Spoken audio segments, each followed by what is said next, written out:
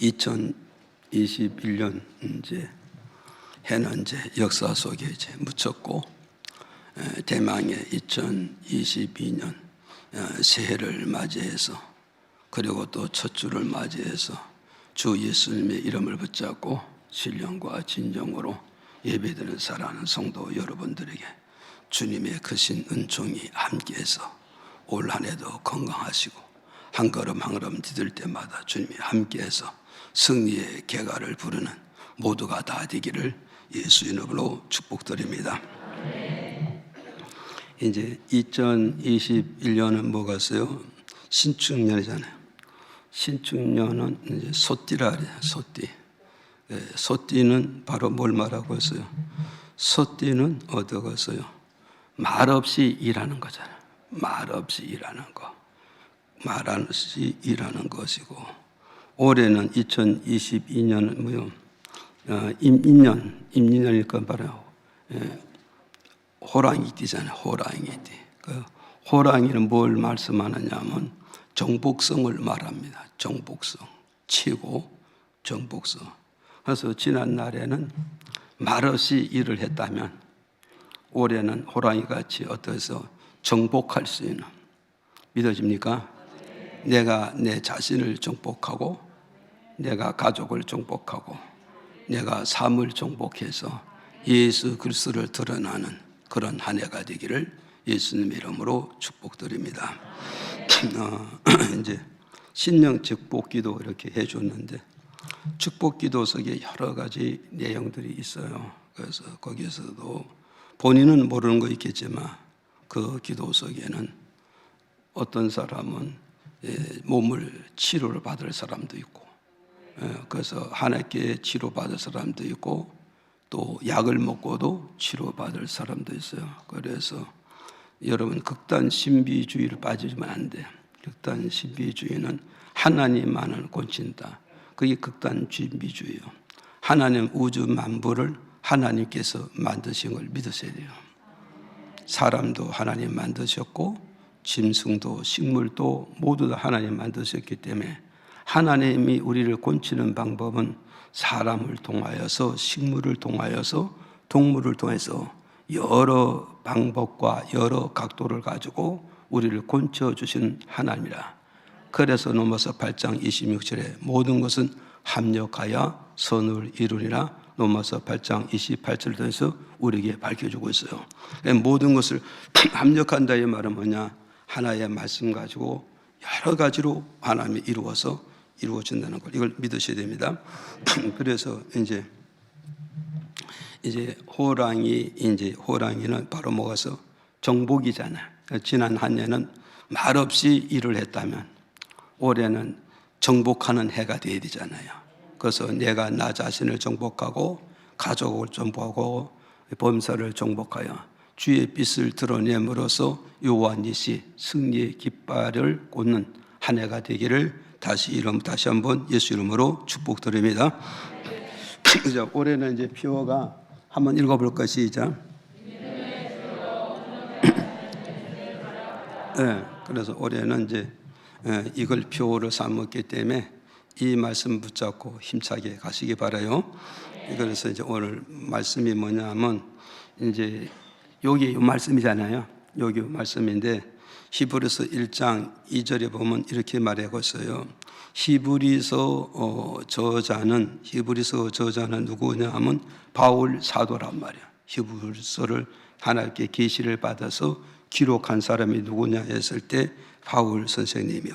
이 바울 선생님이 주 60년에서 85년 그 사이에 주로 하나님께 붙들려서 쓰임받으며 사역하는 그런 바울 사도였는데, 그 바울 사도가 바로 뭐가 있어요? 로마에서 하나님의 말씀을 받아가지고 하나님의 계시를 받아서, 그래서 어땠어요? 받아가지고 마지막 날에, 여기에 나오잖아요. 마지막 날에 예수를 기다리는 하나님의 아들에게, 하나님의 딸들에게 이 계시의 말씀을 보내주고, 이 하나님의 뜻을 보내주고 하나님의 편지를 보내주겠다, 이걸 말씀해 주고 있어요. 그럼 여기서 뭐요? 마지막 날에 이래. 이 마지막 날은 이 말은 뭐냐면 예수님이 오시는 날, 예수님이 강림하시는 날, 예수님을 재림을 기다리는 성도들에게 믿음의 주가 되는, 오늘 본문 말씀 믿음의 주를 말하면 주가 된다면 믿음의 주인 대신 예수 그리스도를 나에게 뭘로 삼으라고? 신앙의 지도자를 삼고 신앙의 코치를 삼고 내 신앙의 인도자를 삼으면은 내가 예수 그리스도 안에서 믿음의 경기를 잘 할 수 있다는 거예요. 믿음의 경기를 잘하면은 그 사가 뭐가 되었어요? 승자가 될 수 있고 우승자가 되었고 최후에 가서 그 사람이 뭐 하느냐? 생명의 면류관을 받아서 영생 복락을 누리게 될 것이다. 이걸 오늘 본문 말씀을 통해서 우리에게 밝혀주고 있는 거예요. 그래서 오늘 이 내용을 가지고 제목이 예수님을 바라보자, 이런 말씀이 제목을 정했어요. 그래서 오늘 이 말씀을 통하여서 우리 은혜를 받으시고 정말 우리 믿음의 주를 붙잡고 그분이 나의 신앙의 지도자를 삼고 코치를 삼고 나의 리더자를 삼아서 그분의 지도를 잘 따라서 여러분이 승리해서 올 한 해도 성공하게 되지만 내 인생의 종착역에 가서 승리해서 그분의 면류관을 받는 저와 여러분 되기를 주의 이름으로 축복드립니다. 자, 첫 번째 말씀 들어갑니다. 첫 번째 말씀이 뭐냐면 첫 번째 제목이 뭐냐면 히브리서 12장 2절에 이렇게 밝혀주고 있어요. 읽어보실까요? 시작. 믿음의 주요 또 온전케 하시는 이인 예수를 바라보자. 저는 그 앞에 있는 즐거움을 위하여 십자가를 참으사 부끄러움을 개의치 아니하시더니 하나님 보좌 우편에 앉으셨느니라. 아멘. 자, 그래서 첫 번째 제목이 뭐냐면 왜 예수를 바라보아야 되는가? 그걸 우리에게 가르쳐주고 있단 말이야. 왜 예수를 바라보아야 되느냐? 그게 뭐냐면 2절에 보면 그러잖아요. 예수를 바라본 이유가 뭐냐 했을 때 믿음의 주가 된다. 믿음의 주님이 된다. 그러면 어때서? 내 마음속에 이 믿음이 내 거가 같지만 이 믿음이 내 게 아니에요. 이거 여러분이 기억을 하시라고. 그러니까 에베소 2장 8절에 보였어요. 너희들이 마음속에 품고 있는 이 믿음이 너희 것이 아니라 하나님 아버지로부터 선물을 주신 것이다. 선물을 주셨대요. 그래서 인간이 이 하나님 주신 이 믿음을 수고로 얻은 것도 아니고 노력을 얻은 것도 아니고 돈을 주고 사서 얻은 것이 아니라 하나님께서 값없는 믿음의 선물을 내게 줬다. 이해가시죠? 그래서 내가 품고 있는 이 믿음은 내 믿음이 아니라 하나님의 믿음. 그런데 그 믿음은 주인은 누구냐? 주가 우리 믿음의 주인이 되신다. 이해가시죠? 그래서 그 주가 믿음의 주인이 되시는데 그 믿음의 주인 되신 그 예수를 네가 온전히 바라보아야 되느라. 그 바울 선생님이 지금 강조하고 있는 거예요. 이해가시죠? 그러니까 믿음의 주가 누구냐? 예수잖아요. 그럼 내가 품고 있는 이 믿음의 주인이 누구냐? 예수란 말이야.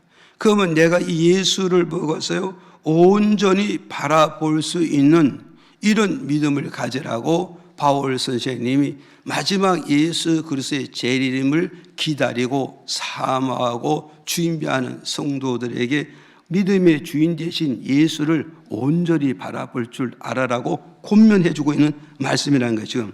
이해가시죠? 그럼 오늘 좀 보세요. 믿음의 주가 되시는 예수님을 내가 온전히 바라보면 어떻게 될 것이냐, 이걸 설명을 해주고 있어요. 어떻게 될 것이냐 할 때 이사야 40장 31절에 이렇게 말씀해 주고 있어요. 시작.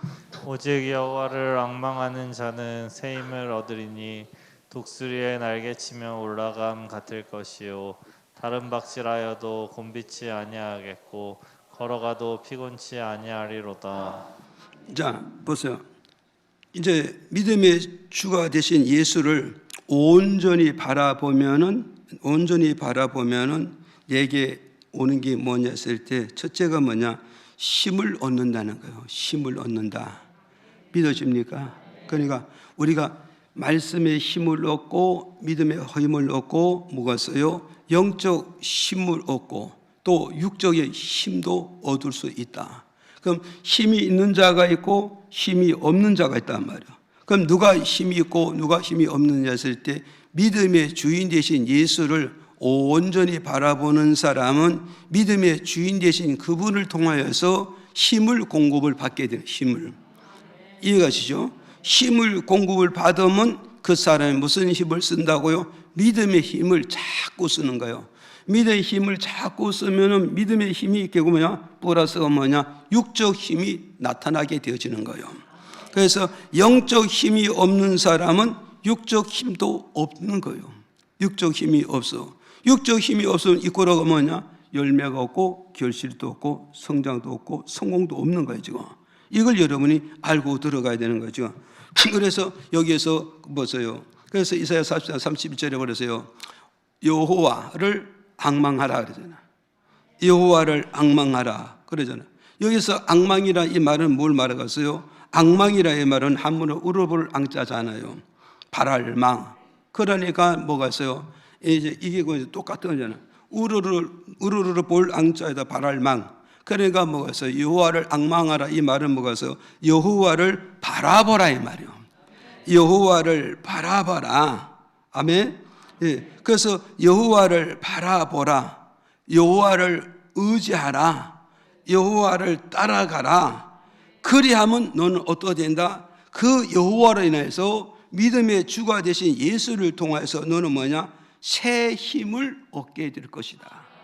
믿으면 아멘. 그러니까 이 셈이랑은 영적 힘을 얻는 거고 말씀의 힘을 얻는 것이고 믿음의 힘을 얻어요. 그래서 영적 힘이 결국 뭐냐? 육적 힘이 되고 영적 힘이 바로 뭐겠어요? 범사 힘이 되고 영적 힘이 바로 뭐겠어요? 경제 힘이 되고 영적 힘이 바로 뭐겠어요? 권력의 힘이 거기서 다 나오게 된다는 걸 우리에게 가르쳐주고 있는 거예요.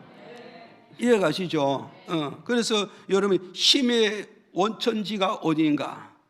힘의 능력이 근원지가 어딘가를 이걸 여러분의 성경을 통하여서 우리가 해답을 얻고 그 성경을 붙잡고 그 말씀대로 가게 되면 힘은 바로 내게 공급이 되어줄 수 있다는 걸 오늘 우리에게 가르쳐주고 있는 것이다.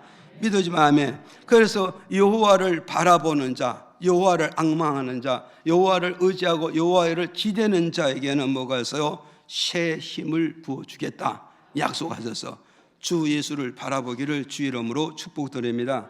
그래서 이 새 힘이란 게 뭐냐 했더니 이 새 힘이 뭔가 했더니 시편 103편 5절에 이렇게 밝혀주고 있어요. 보세요. 읽어보실까요? 시작.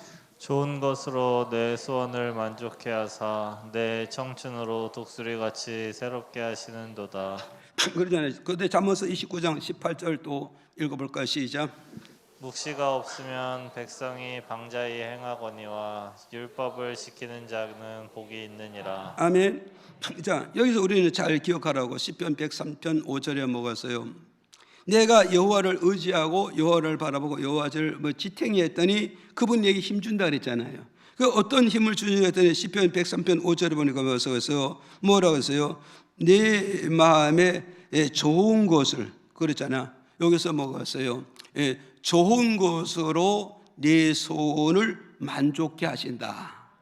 그러니까 내 마음에 좋은 것을 심어가지고 나를 만족케 해주는 게 이게 바로 하나님이 내게 주는 영적 힘이고 눈에 보이지 않는 영적 힘이라는 거예요. 믿어집니까? 그래 오늘 저기서 좋은 것으로 내 소원을 만족케 하시는 것이 이게 바로 뭐냐? 영적 힘이라는 거예요. 그럼 오늘 보세요. 하나님의 좋은 것을 내 마음에 만족하게 만들면 그 사람은 배우면서 영적 힘이 불순 일어나게 된다. 영적 자신감이 불순 일어나게 되고 영적 힘이 소망을 가질 수가 있다는 거죠. 이걸 지금 우리에게 가르쳐주고 있다는 거예요. 그래서 여기서 뭐가 있어요? 좋은 것으로 네 소원을 만족한다. 이 말씀의 뜻은 뭐냐면 하나님을 바라보는 자에게는 좋은 꿈을 내 마음에 심어준다, 이 뜻이란 말이에요. 이해가십니까?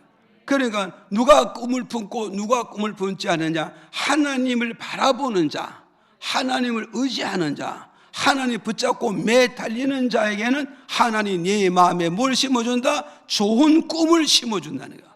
좋은 비전을 심어주고 좋은 희망을 심어주겠다는 걸, 이걸 지금 우리에게 약속 주시는 그 말씀이란 말이죠.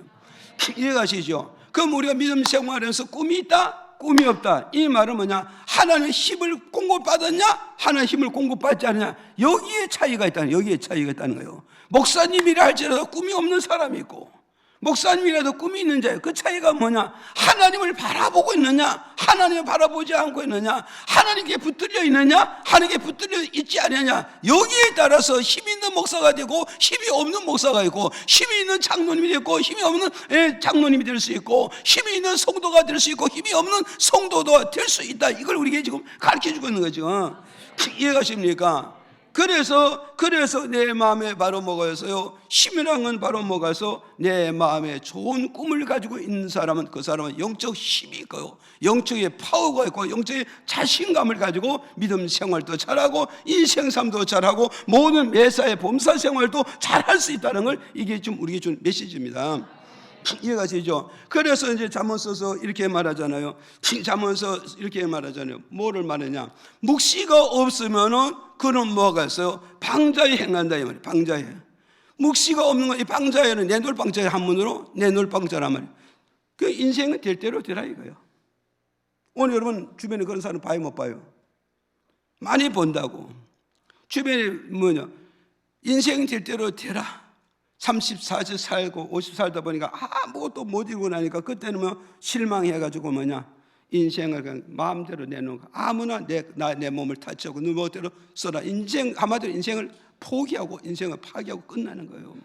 그래서 인생은 40대 지나 50대가 지금 인생은 뭔가 손에 쉬고 싶은 거, 그게 심리학이고, 인간은 뭐 50대는 뭔가 소유하고 싶은 이 인간이 뭐요? 소유하고 싶은 이게 인간의 심리라는 게, 인간의 심리. 그래서 50 이전까지는 그런 것이 없는데, 인생 50이 지나고 50이 넘어가면 뭔가 내 손에 가지고 싶은 게 있어야 되는데, 그게 없으면 그때부터 인생은 뭐냐? 타락의 길로 가고 방종의 길로 가게 되어지는 것이다. 그런데 인생이 50이라 할지라도, 인생이 50이라 할지라도 뭔가 내 마음에 꿈이 있다면, 뭔가 내가 미래를 바라보는 희망과 비전이 있다면, 내가 방자에 행하는 것이 아니라 여호와의 율법을 지키고 말씀을 지키고 믿음 지키고 은혜 지키면서 청도를 가게 되니까 하나님 그게 인생을 책임지고 축복하게 된다. 이걸 우리에게 주는 메시지란 말이에요. 이해가십니까? 그 인생도 제때로 되라 이런 사람도 있잖아요. 못 들어보셨어? 응? 제때로 되라. 그 우리 이제 예수님 잘 믿는 사람들 이런 못 들었지만 포장마차 가서 보세요. 그런 사람이 얼마나 많고 얼마나 탄식하고 눈물을 흘리고 죄 없는 벽에도 손을 막 때리고 그런 사람 있잖아요. 그게 다 뭐 때문에 그러냐? 마음에 꿈이 없어 그래요. 내가 가족을 바라봐도 희망이 있어야 되고, 자식을 바라봐도 희망이 있어야 되고, 남편을 바라봐도 희망이 있어야 되고, 아내를 바라봐도 희망이 있고, 범사를 바라봐도 뭔가 희망이 있고 꿈이 있어야 되는데 아무것도 보이는 게 없어요. 그때는 결국 뭐냐? 여기서 방자한 생활이 나타나고 타락한 인생이 나타나게 되어지는 것이다. 그래서 여기서 우리는 가장 중요한 게 뭐냐? 정말 꿈이 있느냐 꿈이 없냐, 거기에 따라서 우리는 달라진다는 걸 여기서 우리에게 주는 말씀이라고요. 아셨어요? 꿈이 있느냐 꿈이 없느냐, 이게 굉장히 달려지고 있다. 그래서 오늘 저와 여러분, 꿈이 있는 자는 망한다 망하지 않는다. 예, 꿈이 있는 자는 절대 망하지 않게 된다는 거예요. 아셨죠? 그래서 절대 꿈이 있는 자는 망하지 않는다. 그래서 꿈이 있는 자 망하지 않는 이유가 어디 있느냐, 그 이유를 이렇게 설명해 주고 있어요. 꿈을 꾸고 자기 형들에게 구하매 그들이 그를 더욱 미워하였더라. 그 다음 뒤로 시작. 요셉이 이끌려 애굽에 내려가매 바로의 신하 시위대장 애굽 사람 보디발이 그를 그리로 데려간 이스마엘 사람의 손에서 그를 산이라. 여호와께서 요셉과 함께 하심으로 그가 형통한 자가 되어 그 주인 애굽 사람의 집에 있으니 그 주인이 여호와께서 그와 함께 하심을 보며 또 여호와께서 그의 범사에 형통케 하심을 보았더라.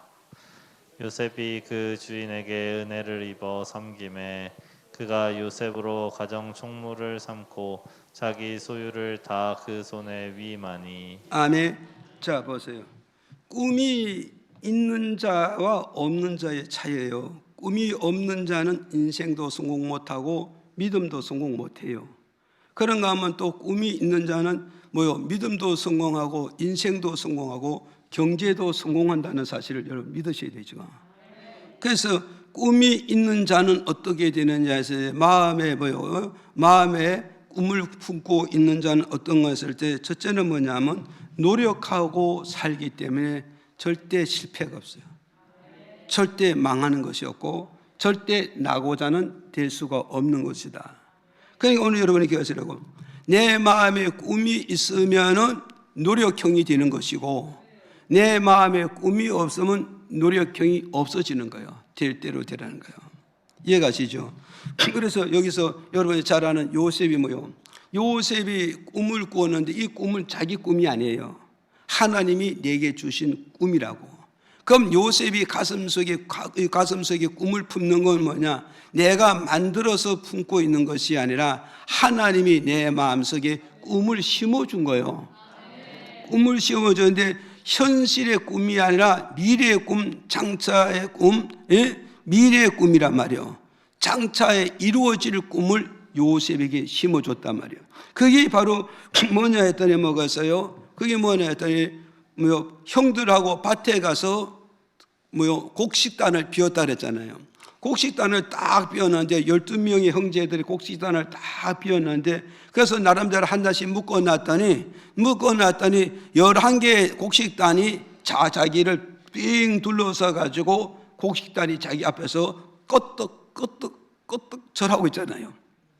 이 절을 하고 해서 그래서 요셉이 그런 거예요. 참 신기하도다. 참 신기하도다. 내가 이런 이 꿈은 예사로운 꿈이 아니라 뭔가 하나님이 내게 미래를 알려주는 계시의 꿈이구나. 이해가십니까? 계시란 것은 미래를 알려준다는 뜻이에요.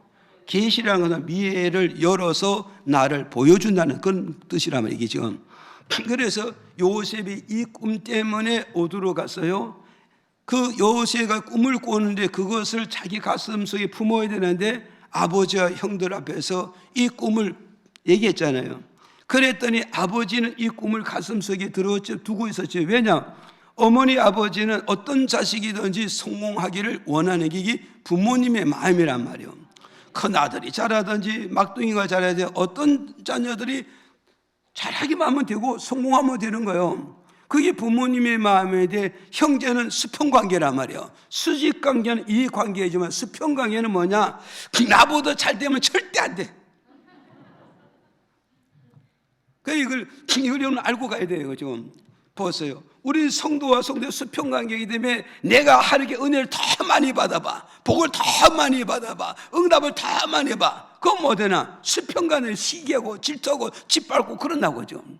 그 요셉의 형제도 지금 그 짝이 난 거예요 지금. 그렇지 않아요? 그랬는데 아버지는 뭐냐? 마음에 두었더라. 이게 부모님의, 이게 뭐냐? 수직관계란 말이야. 그래서 하나님 자녀들이 누구를 막론하고 다 잘 되길 원하는 게 하나님의 마음이라는 걸 여러분이 읽으셔야 돼요. 이해가시죠? 그게 하나님의 마음이야. 그러는데 어떻게 왔어요? 요셉이 이 가슴에 이걸 품었더니 형제들이 시기했다, 좋아했다. 시기 때문에 저 요셉이 잘 되는 꼬라지를 내가 볼 수 없으니까 저걸 그냥 둘 수 없다. 그래서 인신매매 그때 시작한 거예요. 그래서 인신매매를 해서 애굽을 팔아보는데 요셉이 인신매매로 애굽을 팔려가서 어디요? 보디발 집에 가서 종살이 했잖아요. 그 종살이를 했는데 요셉이 거기서 어떻게 했어요? 가정 총무가 됐다는 거야. 가정 총무가 됐다. 그럼 여러분이 기억을 해보라고. 이 시대 집에 뭐요? 이 시대장 집에 뭐가 있어요? 많은 총리가 있어요. 많은 종들이 있다고. 많은 하인들이 있고 많은 품꾼들이 있는데, 그런데 거기에서 뭐요? 요셉은 언제 들어갔냐? 늦게 들어간 사람이라고. 늦게 들어간 사람이고 늦게 입사한 사람이란 말이요. 서열로 놓고 볼 때는 뭐요? 한참 뒤에 쳐져 있는 사람이야. 한참 뒤에 서 있는데 시간이 가면서 요셉이 뭐냐? 가정에서 최고의 머리가 되어졌다. 최고의 머리가 되어졌다. 그럼 여러분 입장을 바꿔 생각해 보라고요. 내 형제들이 나를 임신매매로 내가 팔아가지고 나를 먼 타국으로 보냈잖아요. 그럼 여기서 여러분이 생각해 보라고. 이제 이 종으로 팔려가지고 한 집에 종으로 들어갔잖아요. 한 회사에 한 기업에 종으로 들어갔는데 늦게 들어갔단 말이에요. 그럼 거기서 형제를 증오하고 형제를 미워하고 형제를 탓하라고 형제를 저주하면서 인생의 방탕길로 가야 되잖아요. 방탕길로 가야 되는데 요셉이라는 사람은 뭐냐? 방탕길을 안 갔다고. 안 가는 이유가 뭐냐? 이 꿈은 분명히 하나님이 내게 주신 꿈이야. 그러나 나는 미래는 어떠냐? 반드시 나는 형제들보다 앞설 갈 것이고 형제들을 축복할 것이고 형제를 내 손에서 지배할 수 있는 사람이 될 거야 나는. 그러면 내가 분명히 이 시대 집에 와서 내가 늦게 들어왔지만 여기도 내가 머리가 돼야 돼. 내가 여기 가서 앞서가야 돼. 여기 가서는 모든 정도를 내가 정복하는 사람이 되어져야 될 거야. 그러기 위해서는 요셉은 바로 뭐가 있어요? 제일 나중에 입사하고 제일 늦게 들어왔지만 저들을 앞서가기 위해서 뭐 했을까요? 눈에 보이지 않는 열정이 있었고 열심히 읽었고 눈에 보이지 않는 엄청난 노력이 있었다는 걸 우리가 여기서 해석할 수 있단 말이에요. 요셉이 가만히 있었는데 앞서 나가시느냐? 절대 그게 아닙니다. 여러분, 어느 곳에 가든 경쟁사회 아닙니까? 신앙도 경쟁이 아닙니까? 너희 믿음의 경주를 잘하리라 말하면 누구든지 믿음의 경주 잘하기 경쟁의 대상이란 말이에요. 이해가십니까? 그러니까 우리는 어떠했어요? 경쟁을 해야 되는데 그 경쟁을 하기 위해서는 요셉은 뭐가 있어요? 형 탓하지 않고 부모 탓하지 않고 환경 탓하지 않고 현실에 주어진 사기에서 여기서 내가 어떤 저들을 축복할 수 있을까? 어쩌면 저것을 내가 이길 수 있을까? 내가 어쩌면 저들을 따돌아서 내가 앞장설 수 있을까? 어쩌면 내가 주인에게 잘 보였을까? 어쩌면 주인이 내가 은혜를 입을 수 있을까? 어쩌면 주인에게 내게 나를 믿고 인정하고 전체의 살림을 내게 맡겨줄 수 있을까? 노력했겠어 안 했겠어? 노력한 거예요. 이 노력이 결국은 뭐냐?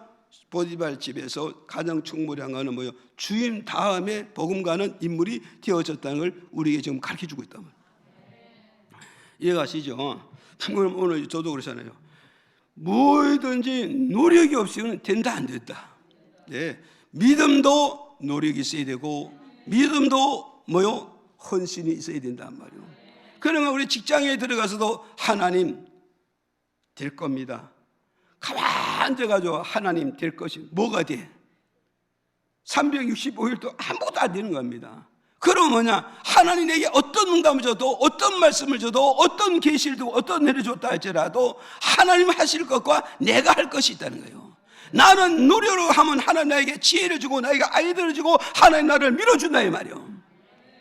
노력을 안 하는데 하나님 밀어줄 수도 없고 하나님 환경과 여건 조성해 줄 수가 없는 거야. 요셉이 열심히 노력하니 하나님께서 요셉이 자꾸 은혜 주시고 능력 주시고 아이디어 주심으로 말미암아 못해서 보디발이 뭐요? 요셉이 하나님과 함께하는 걸 보았기 때문에 저를 인물을 세우면 우리 가정이 우리 기업이 우리 사업이 잘 될 것이라 믿어지고 인정하니까 모든 사람을 제쳐놓고 제일 앞자리를 세워주는 이 역사가 왔단 말이에요.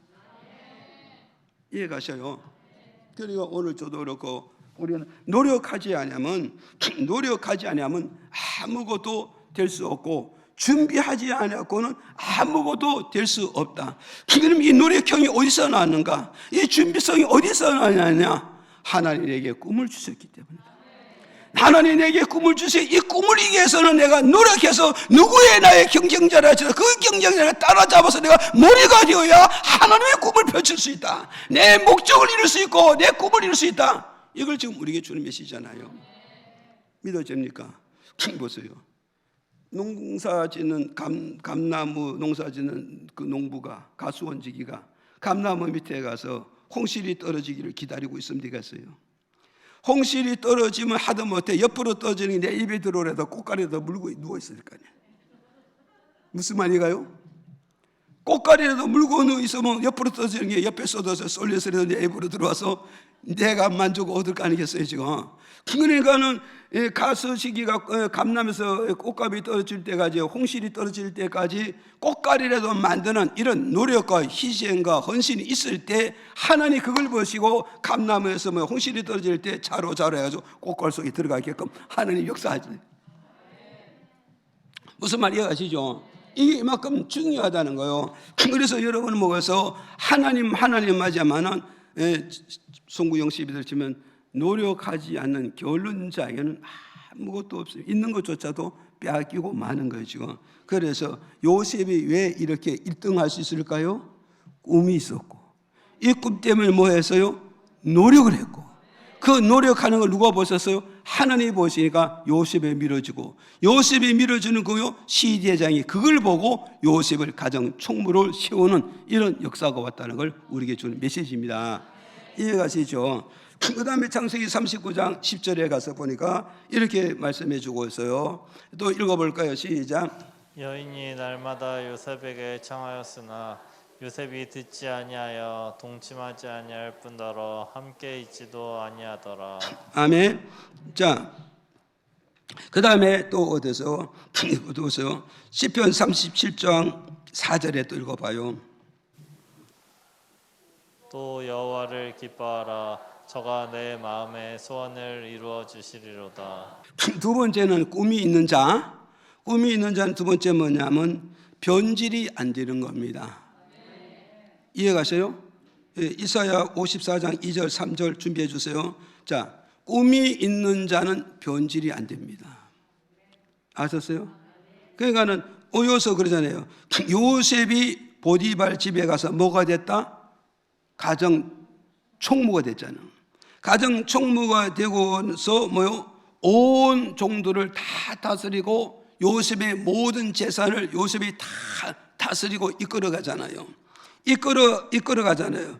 그때 어때서 보디발 아내가 요셉을 날마다 동침하자고 유혹했다잖아요.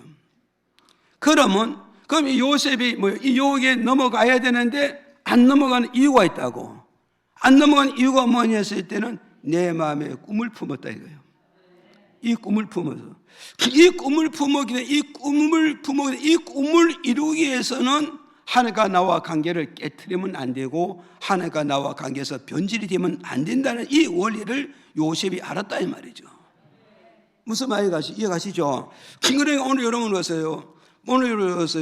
내 시력이 자꾸 변질되고 부패될 이유가 뭐냐? 하늘과 나와 관계가 없단 말이에요. 무슨 관계냐? 하늘과 나와 꿈의 관계가 없단 말이에요.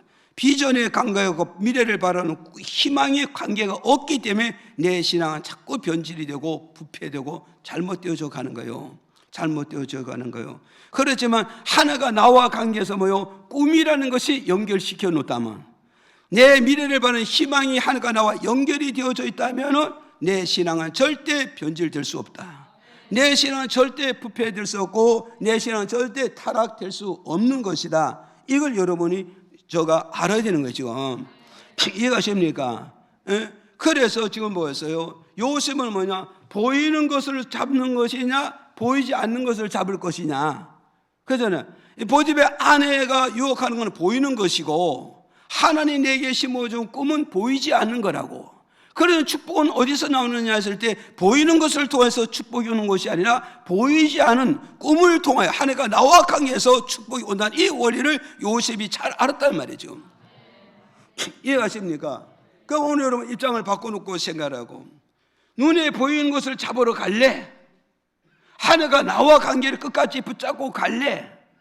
어느 것이 더 큰 내 인생에 있어서 어느 것이 더 큰 것을 더 크게 비중을 차지하느냐, 거기에 따라서 내 신앙이 격길을 갈 수 있고 잘못된 길을 가고 굽은 길을 갈 수 있고, 하나님과 나와 관계에서 이것이 바로 서게 되면 내 신앙 절대 격길을 갈 수 없고 곧은 길과 바른 길을 갈 수밖에 없다는 것을 이 말씀을 대수리 주는 거라고요.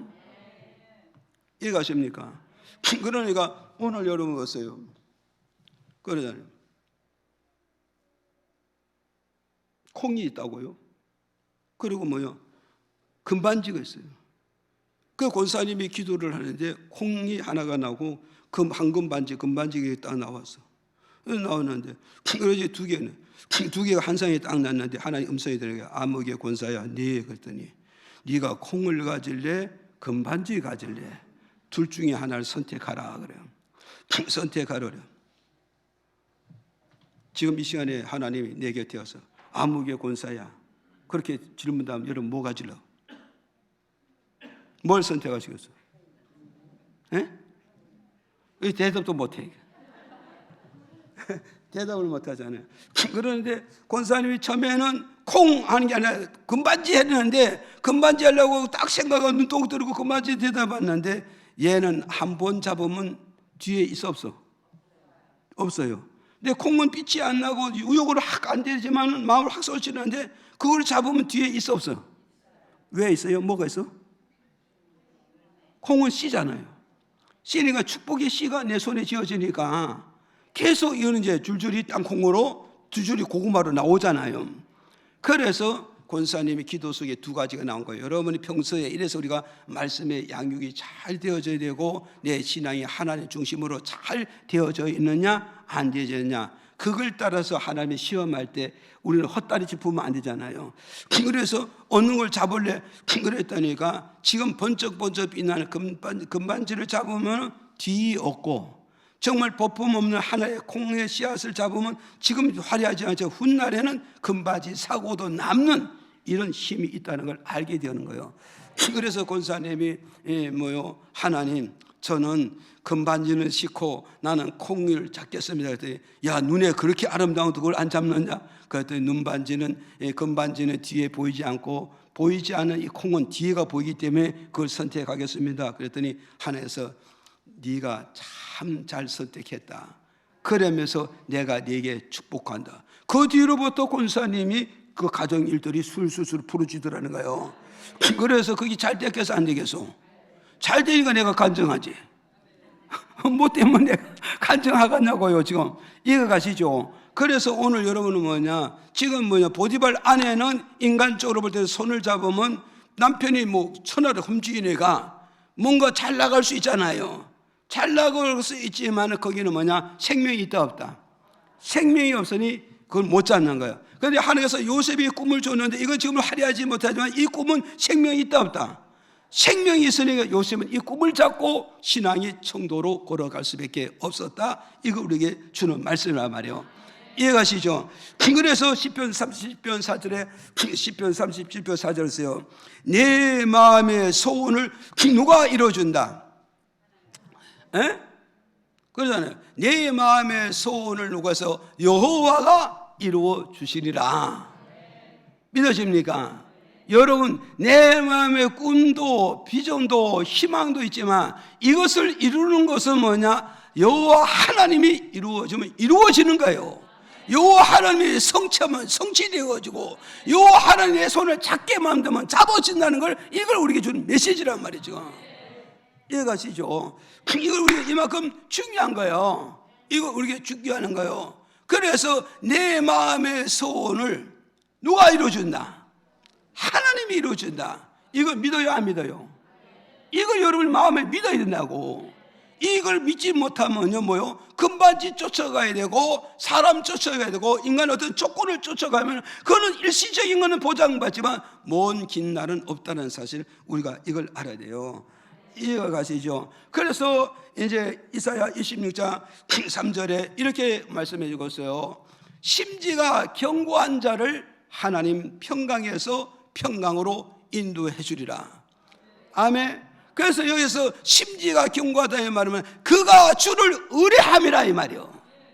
그가 심지가 견고하다 그가 주를 의뢰하리라. 그가 주를 붙잡으리라. 그가 주의 뜻을 따르리라. 그가 주의 뜻을 붙잡고 따라가리라. 이게 지금 말이잖아요. 그러니까 내가 하나님을 먹어서요 심지가 견고하다 이 말은 내가 하나님을 의뢰하는 거예요. 하나님과 거래하는 거예요. 하나님의 뜻을 내가 붙잡고 가는 거예요. 그렇게 할 때 하나님 나에게 평강에서 평강을 인도한다. 성공에서 성공을 해주고 목적에서 목적을 성취하게 만들어 주시겠다는 걸 이걸 가지고 약속하고 있단 말이에요. 이해가십니까? 그럼 우리는 심지가 견고하다, 심지가 견고하지 못한 이 차이가 어디서 오느냐? 하늘과 나와가서 비전이 있느냐, 꿈이 있느냐, 미래를 바라보는 꿈이 있느냐 이 말이야. 꿈이 있느냐? 이것 때문에 내 심지가 견고해질 수도 있고, 심지가 파괴하시고, 심지가 흔들릴 수도 있다는 걸 우리에게 주는 메시지란 말이야. 요셉이라는 꿈이 있기 때문에 그 믿음은, 그 심지는 견고하고 확고하다. 왜 심지가 견고하고 확고하냐? 여호와를 의지하기 때문에, 여호와를 바라보기 때문에, 여호와를 의뢰하기 때문에 요셉의 꿈은 견고할 수밖에 없고 확실할 수밖에 없다는 걸 우리에게 가르쳐주고 있단 말이에요. 그러니까 하나님께서 요셉을 부탁해서 내가 너의 꿈을 내가 이루어주리라 하시잖아요. 지금 이해가시죠?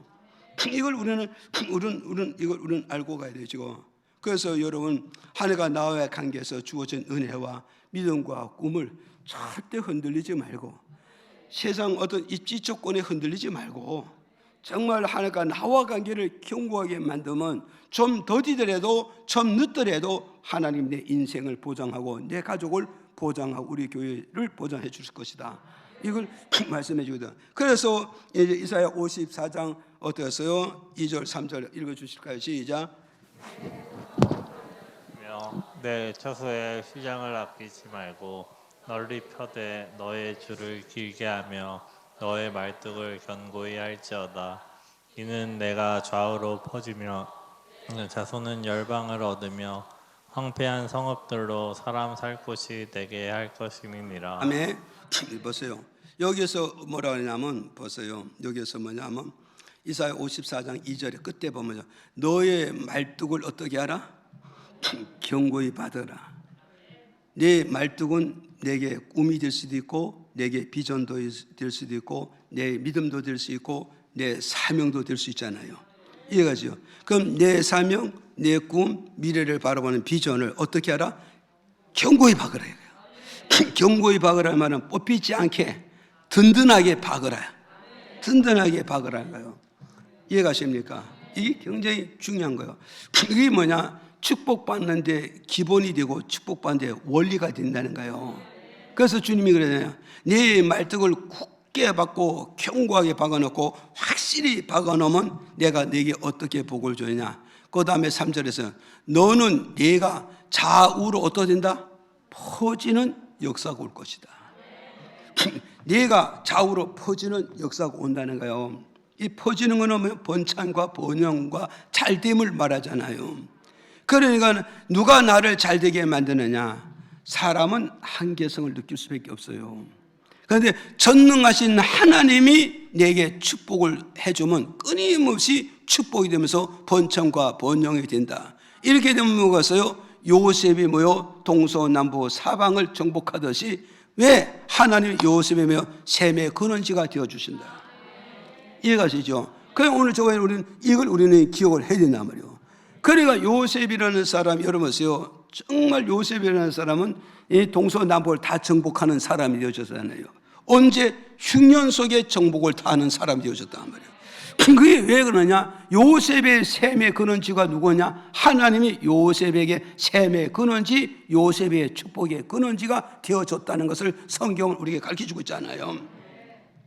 이해가시죠? 그래서 오늘 여러분이 내 모든 삶의 번창과 번영을 잘 되기를 원하면은 내 신앙의 말뚝을 교회에다 분명히 받고 말씀에 분명히 받고 하나님 믿음의 말뚝을 견고히 박으면은 하나님이 내게 찾아와서 내 무대를 넓히고 번영을 붙여줄 수 있다. 이걸 우리에게 가르쳐주고 있잖아요 지금. 그건 여러분이 잘 알다시피 그러잖아요. 요한복음 15장 5절 나를 떠나서는 너희들이 아무 열매도 맺을 수 없느니라. 너희들이 내게 붙어 있으므로 열매를 맺되 어때요? 주렁주렁 맺고 풍성이 넘고 뭐에도 참고 차고 넘치는 그런 열매를 맺을 수 있지만 너희들이 나를 떠나서는 아무 열매를 맺을 수 없는 거라. 하나님과 나와 관계가 끊어지면 아무것도 안 된다는 거예요. 그럼 하나님과 나와 관계가 안 끊어지기 위해서 어떻게 하느냐? 내 신앙의 말뚝을 견고하게 박아요. 든든하게 박아 흔들리지 않고 뽑히지 않게 주일 성수 완전히 박아야 되고. 무슨 말이야? 알겠어요? 주일 성수를 완전히 박아야 된단 말이에요. 예? 우리는 말뚝을 박았다가 뺐다가 박았다 뺐다 박았다 뺐다 박았다 뺐다 자꾸 이런 식으로 하니까 싸게 왔다가 주저앉아서 싸게 왔다가 죽었다 물이 공부 왔다가 죽었다 이게 안 되는 거라고. 그러니까 여러분 주일 성수를 철두철미하게 하란 말이에요. 이게 이해하십니까? 보세요. 또 여기는 보세요. 내 자손이 어떻게 했나? 내 자손이 어떻게 되었어요? 보세요. 내 자손은 뭐요? 열방을 얻을 것이다. 아멘. 그러니까 열방을 얻는다의 말은 이 말은 뭐냐면 열방을 정복한다. 뭐요? 사람도 정복하고 경제도 정복하고 땅도 정복할 수 있다. 이것이 우리에게 주는 말씀이잖아요, 지금. 그래 여러분이 잘 생각해요. 자손들이 잘 되는 그런 지가 어디 있느냐? 부모에게 있다는 거예요. 부모에게 있다. 그러니까 성경이 그러잖아요. 이사야 20장, 창세기 26장에 보니까 그날 지역에 흉년이 들었잖아요. 그날 땅에 큰 흉년이 들었을 때 그 흉년이 그날 땅에 복을 받는 그 이사야 한 해 100배 받는 복이 뭐냐? 이사야 20장 5절에 그러잖아요. 하나님께서 이삭에게 그러잖아요. 네 아비 뭐가서요? 아브라함이 내 말씀과 율례와 법도를 잘 지켜 행하기 때문에 이 흉년의 땅에서 내가 너를 한 해 100배 복을 주게끔 하겠다. 그리고 또 그렇게 복을 받았잖아요. 그렇게 받았잖아요. 그러면 뭐요? 이삭도 믿음 생활을 잘했지만 그 아버지 아브라함이 믿음 생활을 더 잘했기 때문에 아버지의 얼굴을 봐서도 그 자손에게 복을 주겠다는 걸 약속하잖아요. 그리고 이삭은 한 해 농사 지어서 뭐요? 100배 복을 받았잖아요. 그러면 여러분 보세요. 자, 보세요. 이 블레셋 사람들이 이삭이 우물을 파면 뺐어, 안 뺐어요? 뺐잖아요. 그럼 이삭은 뭐가 있어요? 그 우물을 놔두고 딱 옮겨가는 거예요. 옮겨가서 여기 파면 이삭은 뭐요? 샘이 나와 안 나와요? 샘이 나오는데 뺏은 블레셋 민족의 그 우물은 물이 끊어졌다는 거예요. 물이 끊어졌다는 거예요. 그럼 여기에서 뺏고 나니까 여기 가면 얘는 물이 끊어지고 얘는 물이 쏟고, 이걸 뺐으니까 이삭은 여기로 가면 이것도 이게 물이 꺼지고 이삭은 물이 개선해요. 이게 뭘 말하는 거예요? 축복을 가지고 다니는 이삭이라는 거예요. 오늘 저와 여러분, 우리가 축복을 가지고 다니는 사람이 되어야 된단 말이에요. 이해가십니까? 장소가 축복이 아니고 가게가 축복 아니고 모든 조건이 축복이 아니라 하나님으로부터 내게 축복을 내게 부어서 내가 축복을 가지고 다니는 사람 되어야 가는 곳마다 샘물이 솟구치고 가는 곳마다 잘 되고 가는 곳마다 하나님의 역사가 넘치게 된다는 걸 우리에게 주는 메시지란 말이에요. 이해가십니까? 전에 이삭 그렇게 했고 이삭의 아들 야곱도 뭐요? 가는 곳마다 축복 가지고 다니잖아요. 야곱도. 그러니까 오늘 우리 무슨 주인공이 되겠어요? 축복을 가지고 다니는 주인공이 되란 말이에요. 장소가 무슨 사건이 내용이 물품이 잘 되는 게 아니란 말이죠. 문제는 뭐냐? 내가 축복의 사람이냐 이 말이죠. 이해가십니까? 그러니까는 뭐겠어요? 여기서 그러잖아요. 네 자손이 어디서요? 열방을 얻게 될 것이다. 사람도 얻는 것도 복이고 땅을 얻는 것도 복이고 경제를 얻는 것도 복이고 권세 얻는 것도 복이 아닙니까? 이해가시죠? 그럼 오늘 저와 여러분 우리가 부모가 신앙생활 잘해야 돼요. 그래서 부모는 자녀들에게요 가난을 물려주는 것이 아니라 화를 물려주는 게 어려움을 물려주는 게 아니라 자녀들에게 축복의 문을 열어줄 줄 알아야 돼요. 축복의 씨를 심어줄 줄 알아야 말이에요. 그래서 여러분은 내 당대만 보지 말라고요. 내 당대만 보지 말라고요. 우리는 뭐가서 나헬 같이요. 헤루 왕 시대에 2살 밑에 죽는 그걸 나헬이 영적으로 대방통고를 하는 거예요. 오늘 여러분이요 100년, 200년, 1000년, 2000년 못 애들 보더라도 3대, 4대는 애들보고 눈물로 기도하고 눈물로 씨를 뿌려서 믿음의 씨를 뿌려서 눈물로 자손대를 해서 씨를 뿌려서 미래의 신앙관을 가지란 말이에요. 미래 신앙관을 가져야 돼 지금. 이해가십니까? 이게 그만큼 중요하다는 걸 우리에게 가르쳐 주잖아요. 그런가 하면 어디서요? 또 여기서 뭐였어요? 이렇게 하죠. 사람의 한편 성읍들이 사람이 살지 못하지만 사람이 살 곳으로 만들어 주겠다잖아요. 이 말은 뭐죠? 보세요. 이 땅이 항폐해서 아무도 쓰지 못하게 되고 버린 땅이에요. 버린 논이 되고 버린 밭이 되고 버린 가수원이 됐는데 어디 가서요? 하나님의 자녀들이 가서 거기 가서 개간하니까 버려진 땅이 뭐요? 열매를 맺고 결실을 맺어서 여기서 사람이 음막을 치고 사람이 터전을 만들어서 살게 되어진다. 이걸 말하냐? 이 말하면 안 되는 곳에 되게 만든다는 거예요. 안 되는 데서 되게 하는 게 뭐겠어요? 너는 안 되지만 나는 돼. 왜? 우리 부모로부터 축복의 씨앗을 숨어 놨으니까. 이 말씀 이해가시죠? 우리 부모가 축복의 씨앗을 품어놨으니 너는 그 장소에서 안 되지만 나는 가면 되는 거야. 블레셋 민족은 뭐 가서 그날 따에서 안 되지만 이삭은 그날 따에서 100배의 축복권을 역사하고 왔다 이 말이야. 왜? 이삭은 축복권을 가지고 있으니까. 그런데 블레셋 사람은 축복권 있나요? 없습니다. 우리 겉으로보다 똑같지만 내적으로 보면 등급이 있다며. 등급, 한자로 등급 등이잖아요. 등급이 있습니다. 그래서 등급이 있게 된 사람의 가치관이 다르고 보수가 다르고 자리가 달라지는 거예요. 이해가 가시죠? 이걸 우리는 알고 가야 되는 거예요. 그래서 한평 곳에 사람이 살 곳이 안 되지만 거기 사람 살게 내가 만들어준다. 일이 안 되지만 일이 되게 된다. 항부지 같은 것이 쓸모가 되고 옥토가 되게 만들어주겠다. 이걸 우리에게 주는 말씀이란 말이에요. 이해가시죠? 그래서 여러분요, 요셉은 꿈이 있기 때문에 절대 변질이 안 된다. 그래서 보이는 것을 가지고 현혹하고 좌지우지 흔들리지 않고 보이지 않는 하나님의 꿈을 붙잡고 나가는 요셉이 되어지니까 그는 성공할 수밖에 없었다. 이해가시죠? 그 다음에 세 번째 보세요. 그 다음 세 번째 이사야 창세기 40장 14절에 시작. 당신이 득이하거든 나를 생각하고 내게 은혜를 베풀어서 내 사정을 바로에게 구하여 이 집에서 나를 건져내소서. 네. 그 뒤로 또 그 뒤로 있는 거 펴주세요. 성경 구절 읽어보세요. 시작. 바로가 또 요셉에게 이르되 내가 너로 애굽 온 땅을 총리하게 하노라 하고. 자 보세요. 우리 여기서 우리가 또 기억을 해야 되는 뭐냐면 꿈이 있는 사람은요 씨를 내일을 위해서 씨를 심으면서 살아가는 겁니다. 이해가세요?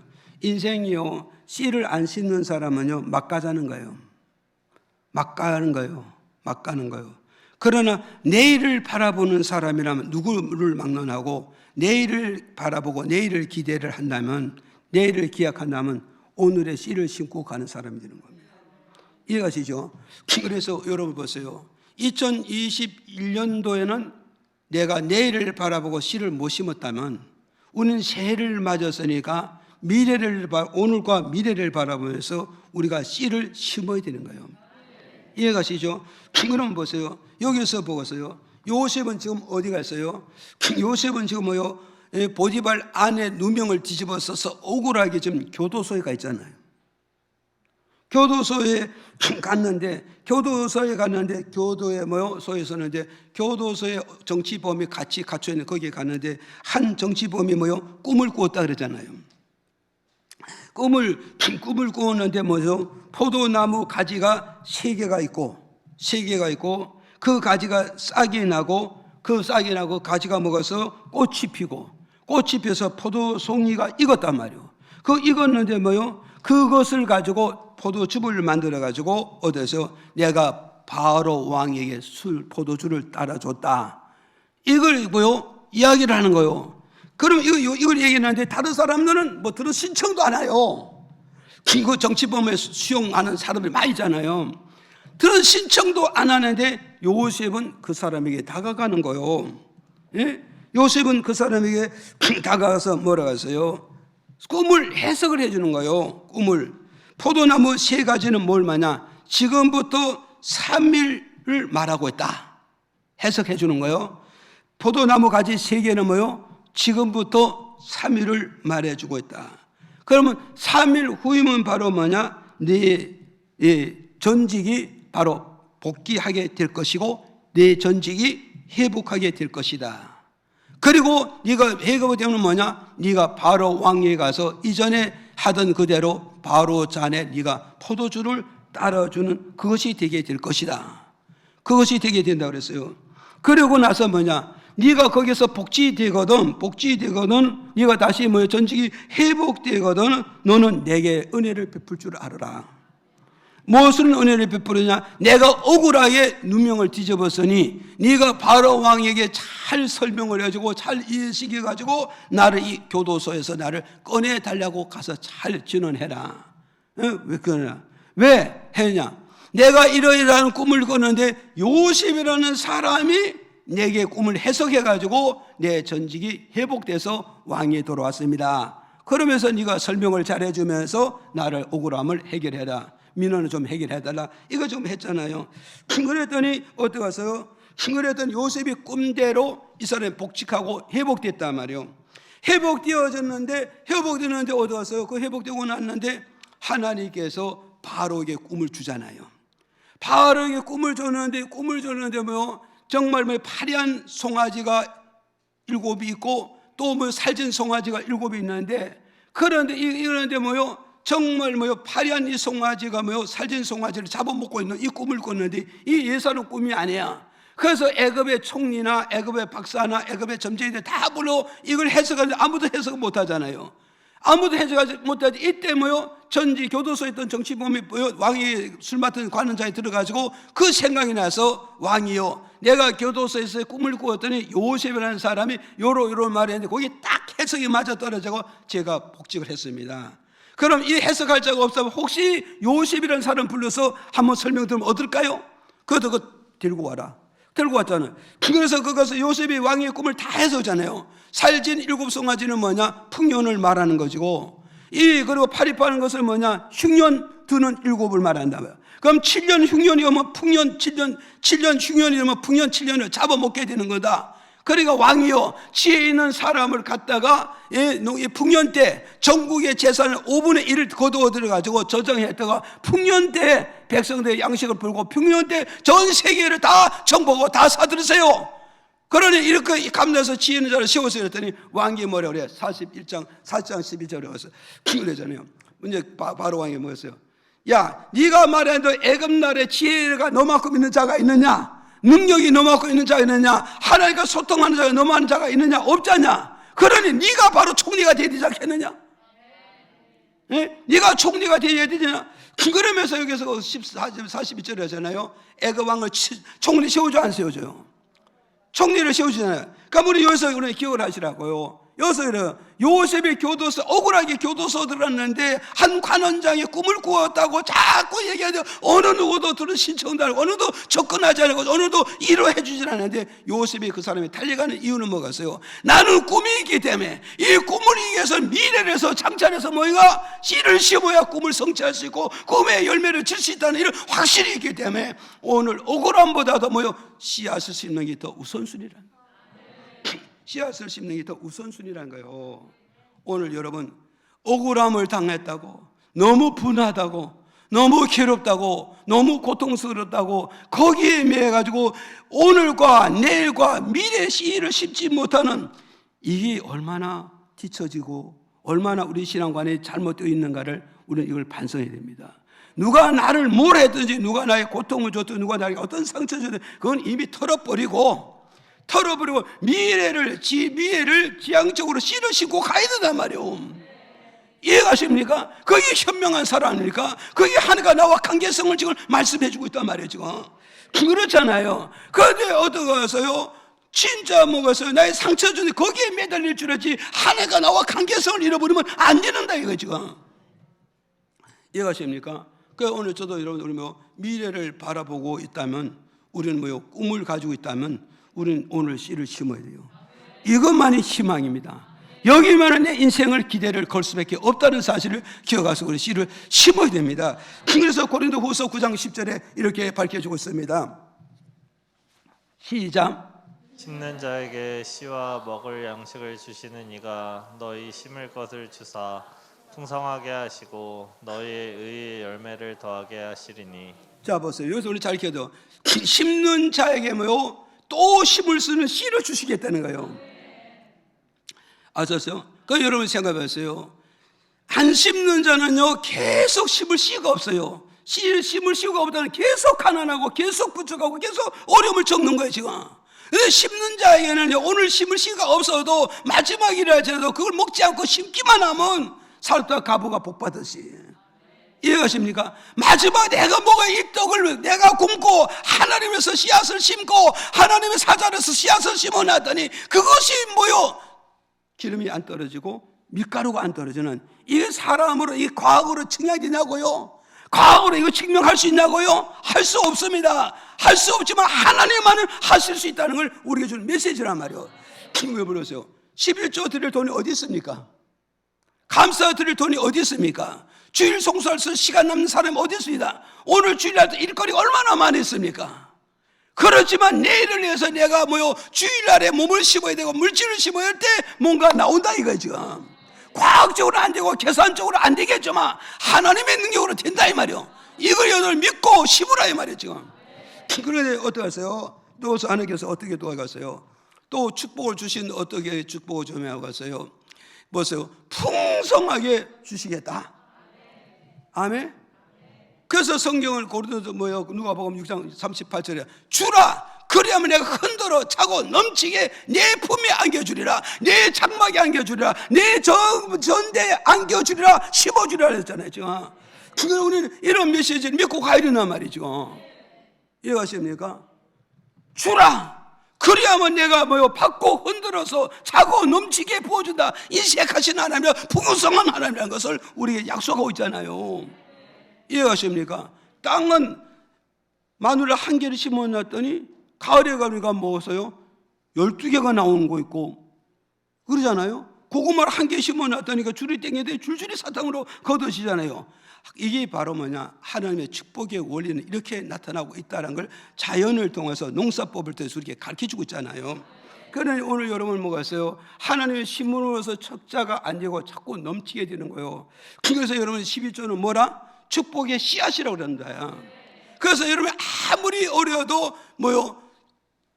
농사 짓는 씨앗을 먹으면 엄마한테 난리나. 저도 강원도 서살이지만 엄마가 꼭 감자씨를 놔준다고. 그런데 감자씨를 놔는데 그거 훔쳐다 구워 먹는 게 맛있어요. 그거 한번 훔쳐다 걸렸다 두드려 맞는 거예요. 혼나는 거예요. 그래서 아무리 배고 고파도 씨는 안 먹더라고. 그렇죠. 여러분 어렵고 힘들수록 여러분이 축복의 씨를 심어야 됩니다. 이해가시죠? 여기서 보세요. 또 보세요. 너희 의의 열매를 더하리라. 여기서 의의 열매를 보세요. 심는 자에게요. 의의 열매는 축복의 믿음의 열매를 더 주겠다는 거예요. 여러분 믿음 생활 자꾸 체험해 다녀야 돼요. 이게 의의 열매라고요. 믿음 생활하면서 체험을 해야 되고 믿음 생활하면서 은혜를 더 받아야 되고 믿음 생활하면서 뭔가 자꾸 역사를 봐야 된단 말이에요. 이 축복을 주겠다는 거예요. 영적 의의 열매, 영적 체험을 많이 하고 말씀의 체험을 많이 하고 기도 체험을 많이 하게 만들어 주시겠다 약속하고 있잖아요. 믿어지죠? 오늘 저와 여러분 이렇게 해야 돼 안 해야 돼요? 예, 이렇게 해야 돼요. 그래서 말씀의 정리가 뭐냐? 정리가 뭐냐? 여호와를 온전히 바라보자. 믿어집니까?